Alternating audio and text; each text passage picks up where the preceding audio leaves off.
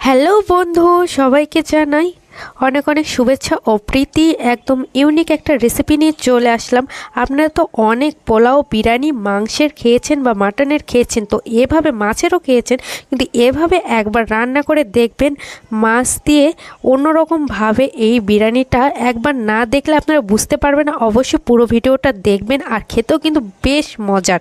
তো একদমই ইউনিক, দেখতেই পাচ্ছেন উপরে কিন্তু আলুও দেওয়া আছে, একদম মাংসের সাইজের করে এটা কিন্তু বিরিয়ানি করেছে। এখানে 2 রকমের চাল আর ডাল নিয়েছি, 1 রকমের অল্প পরিমাণ কিন্তু ডাল নিয়েছি, নিয়ে ভালোভাবে ধুয়ে এটাকে আমি কিন্তু টেলে নিয়েছি শুকনা কাঠখোলায় চাল ডালকে। আর এখানে আলুগুলোকে লাল লাল করে ভেজে নিয়েছি, মাছগুলোকে কিন্তু ভেজে নিয়েছি। বলতে বলতে মাছ ভাজা, আলু ভাজা হয়ে গেছে। আর ওইদিকে তো চাল 2 রকমের চাল, পোলাও চাল আর ভাতের চাল মিক্সড করে করেছি।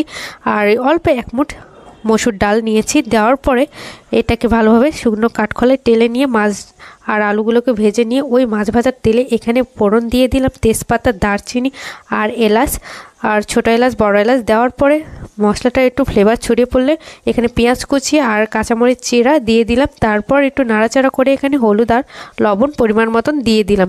দেওয়ার পরে এটাকে ভালোভাবে একটু নাড়াচাড়া করে পেঁয়াজগুলোর কালারটা একটু চেঞ্জ হতে এখানে অনেকগুলো রসুন থেতো করা আমি দিয়ে দিলাম। দিয়ে দেওয়ার পরে এখানে আমি দিয়ে দিলাম আরও একটু তেল। দেওয়ার পরে একটু ভালোভাবে নাড়াচাড়া করে তেলটা ছড়িয়ে পড়লে এখানে আমি দিয়ে দিচ্ছি অল্প পরিমাণ জল অ্যাড করে দিয়েছি। তারপর এখানে দিয়ে দিয়েছি আদা জিরা বাটাটা, আর আপনারা চাইলে শুকনো মরিচের গুঁড়াটাও অ্যাড করতে পারেন। তো আমি একটু কমই দিয়েছি, আমার মেয়েও খাবে এজন্য। তো কাঁচামরিচের পরিমাণটা একটু বেশি দিয়েছি। তারপরে আমি এখানে মাছগুলো দিয়ে দিয়েছি, মশলার গ্রেভিতে মাছগুলো দিয়ে কিছুক্ষণের জন্য ঢাকা দিয়ে দিয়েছিলাম যাতে মাছগুলো ভালোভাবে নরম হয়ে যায়। আর এভাবে ভেঙে ভেঙে কাঁটাগুলো বেছে নিয়েছি। তো আপনাদের যদি কাটা বাছতে অসুবিধা হয় তাহলে অবশ্যই একটু ঠান্ডা করে কাটাগুলোকে বেছে নেবেন। মোটামুটি কাটা বড় বড় সাইজের বেছে নেবেন।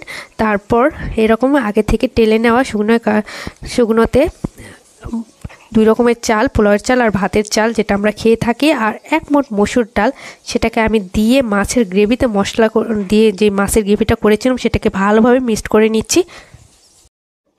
ভালোভাবে এটাকে মিক্সড করে নিয়েছি। ভালোভাবে আপনারা মিক্সড করে নেবেন। তারপরে আমি গরম জল পরিমাণ মতন দিয়ে এটাকে ভালোভাবে নাড়াচাড়া করে এটাকে ঢাকনার সাহায্যে ঢেকে দিয়েছিলাম। এর মধ্যে কিন্তু আলুও দিয়ে দিয়েছিলাম। আর তারপরে এই তো ঢাকনা উঠিয়ে দেখতে পাচ্ছেন কতটা সুন্দর হয়েছে, একদম ঝুরঝুরা হয়েছে। তো এখন এই তো সিদ্ধটাও হয়ে গেছে একদম পারফেক্টভাবে। আর চালগুলো কিন্তু গোটা গোটা আছে, ভালোভাবে শুকনো কাঠকলাই টেলে নেওয়ার কারণে। আর এটাকে আমি বিরিয়ানি মশলাটা আমি দিয়ে দিচ্ছি। দেওয়ার পরে একটু মিক্সড করে আবার ঢাকনা দিয়ে ঢেকে দিব কিছুক্ষণের জন্য। তো দেওয়ার পরে এটা আমি পরিবেশনের সময় প্লেটে নিয়ে নিব। আর এতটাই মজা লাগে, আপনারা অবশ্যই একবার হলেও বাসায় ট্রাই করবেন। তো এই তো খাবারের সময় পরিবেশন।